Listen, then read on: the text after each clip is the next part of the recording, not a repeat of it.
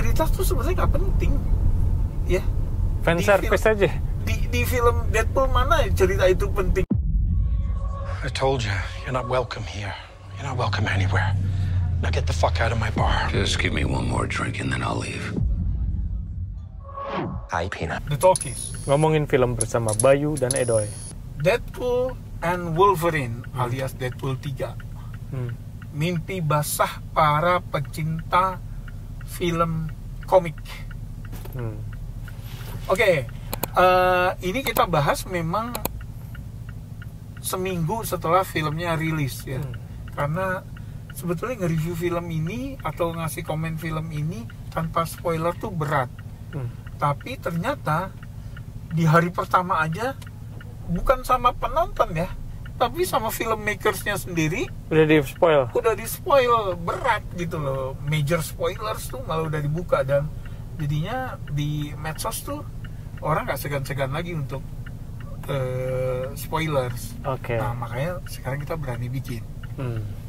Begitu diumumin bahwa Hugh Jackman, si Wolverine yang udah mati di Logan 7 tahun lalu, tampil lagi jadi Wolverine gitu di Deadpool 3, siapa juga yang nggak kepingin cepet-cepet nonton gitu loh.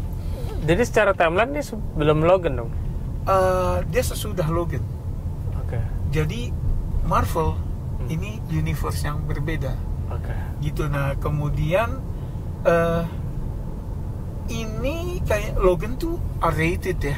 Nah Deadpool kita tahu R-rated semua gitu loh. Nah cuma lebih berat ke komedi di sini.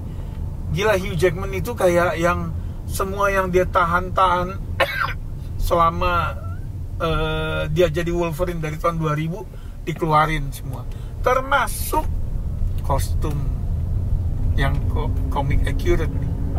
Beda ya jadi sama dari kostum Wolverine sebelumnya. Oh iya, jadi di sini memang kan si Logan udah mati ya, gitu. Jadi Logan itu, si Wolverine itu adalah tiap universe tuh punya anchor being, yang kalau anchor beingnya mati maka universe-nya itu pelan-pelan akan lenyap, gitu loh. Nah Logan mati, jadi Deadpool tuh, Logan sama Deadpool kan satu universe ya. Nah dia harus nyari Wolverine ya, Logan di universe lain untuk dibawa ke universe kita, gitu loh, supaya universe kita nih nggak bubar jalan, gitu. Nah itu sebetulnya keterangannya ada di Loki ya, karena Time Variance Agency kalau nggak salah, TVA. Gue nggak ngikutin Loki, tapi ada penjelasannya di situ gitu ya. Artinya nggak ngikutin Loki itu masih bisa ngerti. Jadi intinya sih itu aja. Cerita tuh sebenarnya nggak penting, ya. Fan service aja. Di film Deadpool mana cerita itu penting? Yang orang pengen lihat adalah kan si Ryan Reynolds sebagai Deadpool ngebanyol, gitu. Nah di sini ketemu Hugh Jackman yang kalau dikasih peran komedi ya gila-gilaan. Ya, di sutradara Sean Levy juga dia memang bilang dia sebagai pencinta komik pengen melihat Wolverine pakai kostum sesuai di komik. Makanya dia janji kalau sampai dia jadi sutradara Wolverine, dia akan pakein kostum itu. Ternyata kesampaian. Dan itu fan service banget buat kita pencinta komik. Gitu. Nah, oke, spoilernya tuh kalau yang baca medsos pasti udah tahu lah ya. Jadi perjalanan si Deadpool dari satu universe ke universe lain mencari Wolverine yang cocok, itu dia ketemu sama Wolverine yang memang kan variannya banyak ya di komik ya.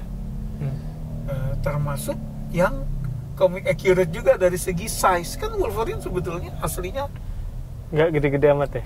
Kan kalau dibilang ya kecil lah ya kan, pendek gitu. Nah tapi karena kita udah terbiasa sama Hugh Jackman yang tinggi besar, jadi ketika muncul tuh orang jadi pada ketawa gitu kan. Terus ada Henry Cavill yang jadi Superman. Ya, Superman dia jadi cameo, jadi Wolverine di varian lain. Gitu. Dan di sini kan ada satu gerakan tangan Henry Cavill yang sekarang udah jadi ikonik nih. Udah masuk ke sejarah sinema.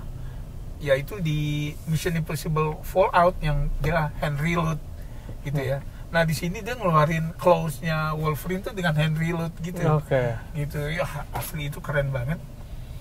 Kemudian cameo-cameonya nih si Chris Evans ya, si Captain America yang secara mengejutkan di momen terpenting ternyata di reveal kalau dia bukan Captain America tapi Johnny Storm. Ya kan, karena kita tahu sebelum dia jadi Captain America mulai 2011 dia duluan jadi Johnny Storm di Fantastic Four tahun 2005 dan 2007 gitu loh. Jadi ketika Deadpool bilang, gue tunggu-tunggu nih kalimat Avengers Assemble, nggak taunya dia malah teriak Flame on. Gitu kan. Nah, terus ada Elektra yang di Daredevil. Yang gue sampai teriak adalah kemunculan Wesley Snipes sebagai Blade. Gila gitu ya. Dan kita harus ingat bahwa si Ryan Reynolds ini sejarah di comic book itu dimulai dari film Blade 3. Ya, dia kan main di Blade 3 sebelum itu 2004 2005 gitu. 2004 akhir. Sebelum dia ke 2011 Green Lantern. Baru 2009 dulu deh dia jadi Deadpool di Wolverine.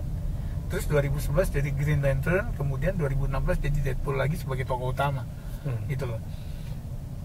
Itu jadi ada sejarahnya. Kemudian si Channing Tatum jadi Gambit. Gitu. Dia belum pernah ada filmnya dan tapi kalau orang ngikutin berita tentang Marvel, film Marvel, kita tahu bahwa Gambit sempat ada rencana mau dibikin filmnya. Waktu itu kan yang main si Taylor Kitsch ya, di Wolverine. Jadi si film Gambit itu batal dibuat. Sementara Channing Tatum udah pengen banget. Gitu. Nah, di sini dia dikasih kesempatan. Dan itu juga sekali lagi accurate ya, kostum dan rambutnya gitu. Itu. Nah, Elektra sih Jennifer Garner. Ada juga baliknya villain X-Men yang lama di Bay. Sabretooth ya di film X-Men pertama. Muncul lagi si Toad dari X-Men pertama muncul lagi. Ada Pyro dari X-Men 2 muncul lagi. Ada Nightcrawler tapi pemainnya udah ganti kalau yang ini. Gitu. Jadi buat pencinta komik tuh emang gila, orgasm banget. Nah, tadi gue bilang gue paling seneng cameo si Wesley Snipes.